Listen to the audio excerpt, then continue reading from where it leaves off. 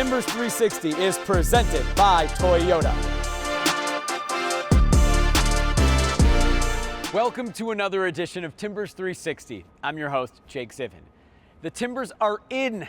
Portland has clinched a spot in the 2025 MLS Cup playoffs, and there's one game left in the regular season.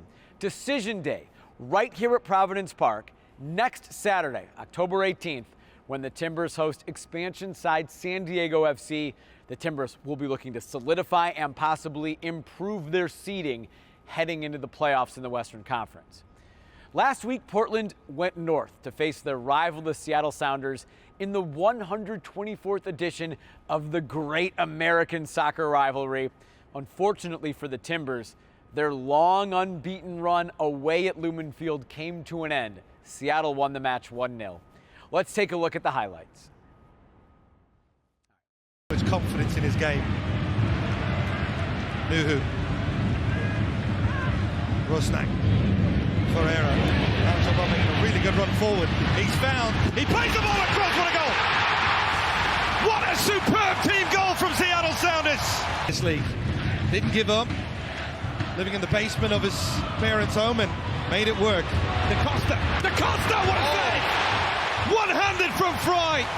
That looked destined for the back of the net. Clear example as why Stephen Fry is second in MLS history when it comes to keeping clean sheets. This is so well done from Portland, just absolutely carving up opportunities in space from the Seattle back line. To that expectation, no, he hasn't delivered from that standpoint. Little flicking behind, Rothrock. Proposed slow coming out, makes the save. Elevate on the second. He's going to be a real attacking threat. He really finds his feet. Bonungu coming the other way. Run central. Masovsky! What a save from Crapeau. Players had gone down.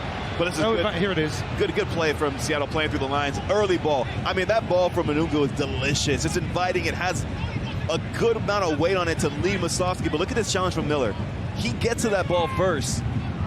If you come on, Miller, with that little last-ditch intervention. Oh, now there's a break on the far side. Bell having to get back. Velda goes for goal. Comfortable for Fry. There's not enough pace on it to really trouble Stefan Fry. Velda.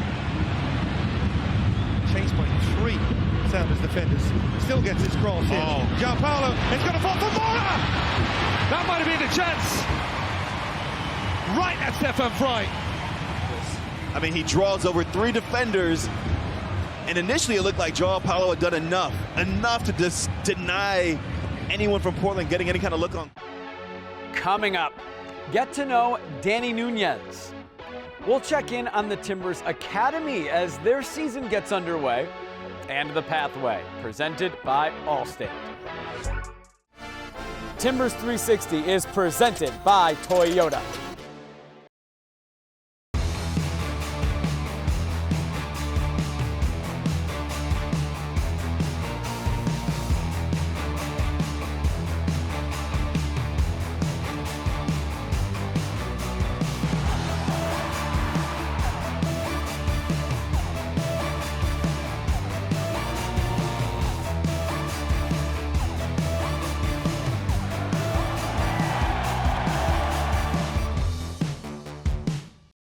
Danny Nunez made history as the youngest signing in the history of the club. At just 15 years old, signing with T2 after rising through the ranks of the academy last fall. And in his first professional season, Nunez has already made an impact, not just with T2, but even with the first team. Get to know Danny Nunez in this exclusive Timbers 360 interview.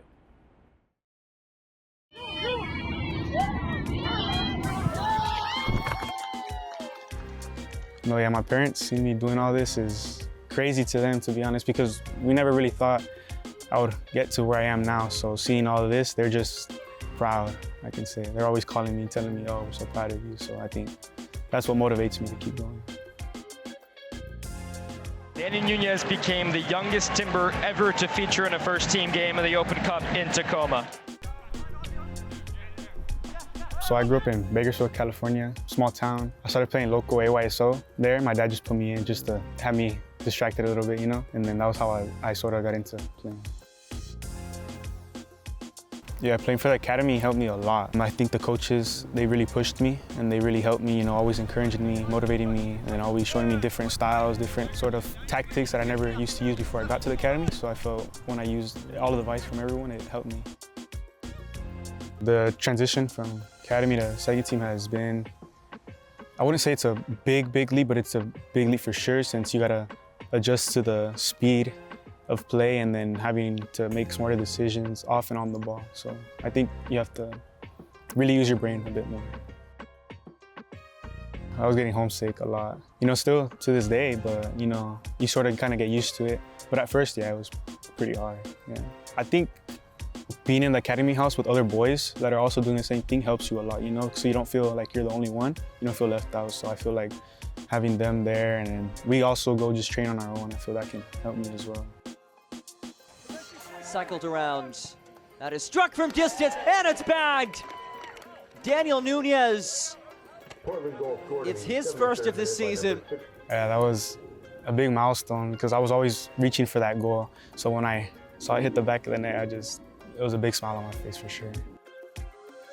Yeah, helping the Mexican national team qualify for the World Cup, it meant a lot to me. Knowing that I could be a big part of that, it meant a lot, knowing that all the hard work was paying off right there. My ultimate goals with the Mexican team would be to keep getting called up, be a consistent player on that roster, and to hopefully one day get to the senior squad. I'd tell my younger self to not give up, because coming up through clubs, I was always trying to make it to an academy, say, and then I'd always get rejected here and there, and it would just sort of lose confidence, But then once Timbers gave me that chance, it really brought that spark back. So I'd say just to keep going and not give up. My goals for 2026 and beyond would be hopefully get involved with the first team more, and then with the second team when I play to add more goals, assists, be more of a playmaker, and then hopefully someday sign here with the first team.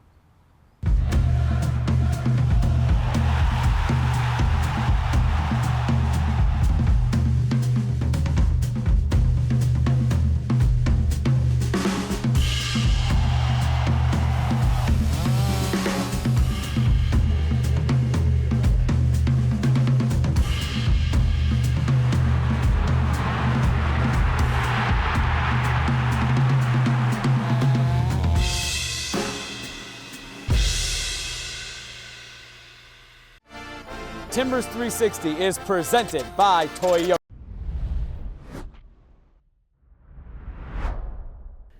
Now that summer is officially over, the MLS Next season is here. The Timbers Academy is back. The U18s, the U16s, and the U15s all began their seasons in September. For the U15s, new this year that they will be playing a full and complete MLS Next schedule. And last season was an incredibly successful one for the Timbers Academy. The U18s and the U16s both advanced out of their groups at the GA Cup, the first time ever that both clubs were top of the table at the prestigious tournament.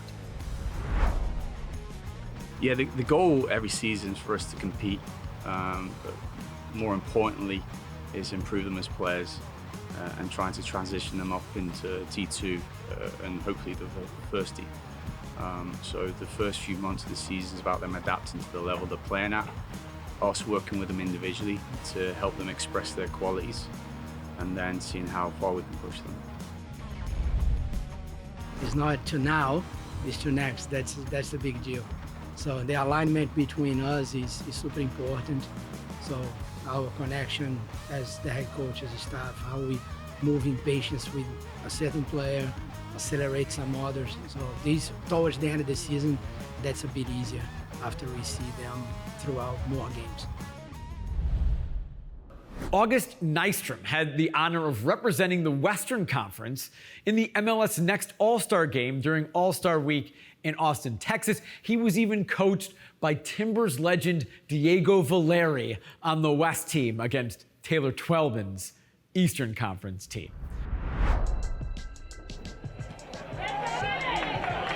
Ball stolen away by August Nystrom. the Timberman. That experience was honestly surreal.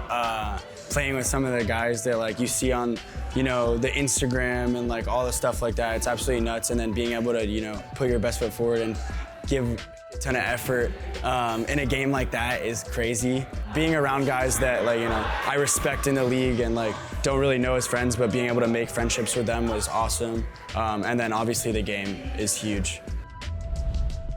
The under-18s are off to a really good start this year in MLS Next. A 2-2-1 record, they're scoring a ton of goals. 2.4 goals per game. They've been led by a newcomer. Vala Sagafi was the Oregon High School Player of the Year as a freshman and a sophomore the past 2 years before joining the Timbers Academy this year.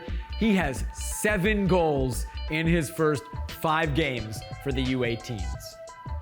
Yeah, it's hard to pick out one player in particular because they've all done well in their own way. Like I said, they're very young, so they're adapting. Vala's done very well. He's obviously expressing his qualities in front of goal, scoring a lot of goals. But August has also expressed his qualities and his ability to pass the ball, which has stood out a lot in the games we've played. But like I said, a lot of the boys have done really well. Make sure to follow the Timbers Academy on social media. Your best bet at Timbers FC Academy on Instagram for highlights as this 2025-2026 season gets underway. Their next match is on October 18th. That's down in Southern California in Los Angeles. Next home match is October 25th here in Portland.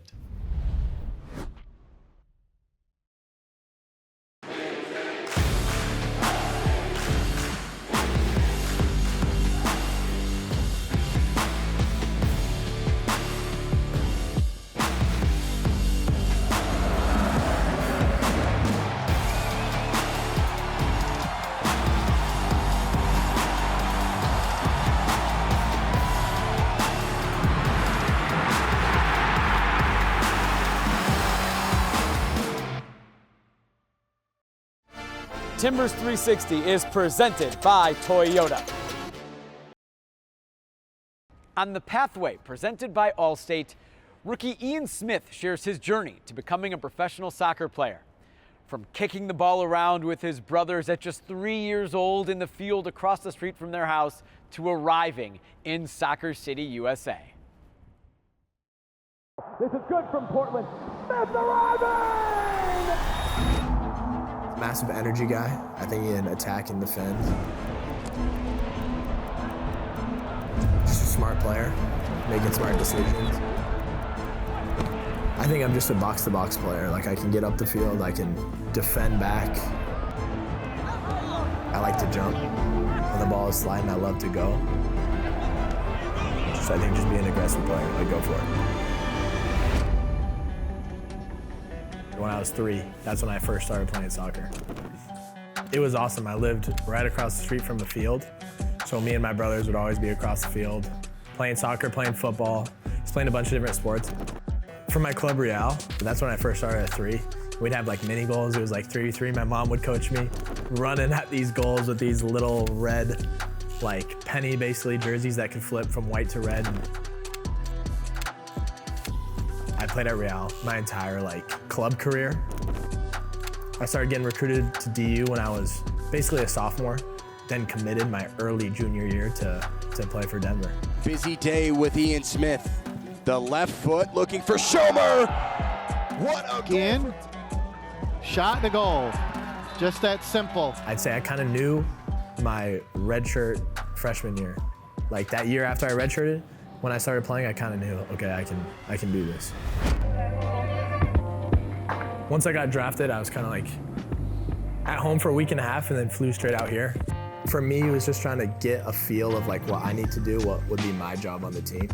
Came with an open mind and just tried to do my best and control what I can control, and I thought I did really well and got the first team contract. So in college, you have more time on the ball, so you can take your touch and then you can pick your head up and see where you're gonna pass. And here you can't. There's a guy closing in, so you gotta be able to one touch into DaCosta or one touch it up the line to Kevin or Pipe running. It's just knowing when you get the ball, where are you gonna play it, because the guys are 2 yards closer to you, so you don't have that time to take a touch, pick your head up, and then play the pass.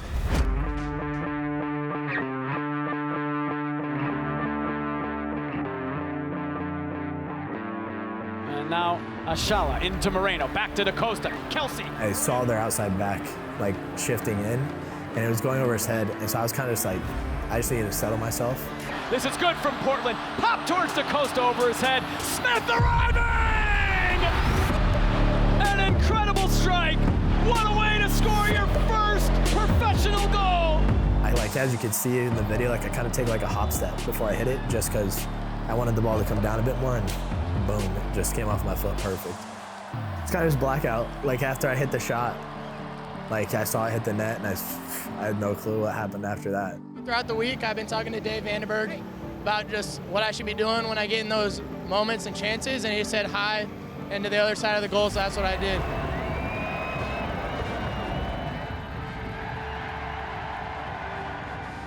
I've had ups and downs, just not playing.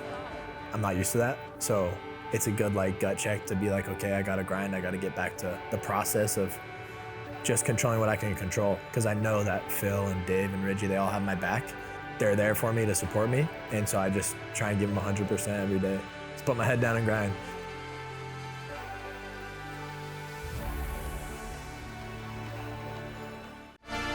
Timbers 360 is presented by Toyota.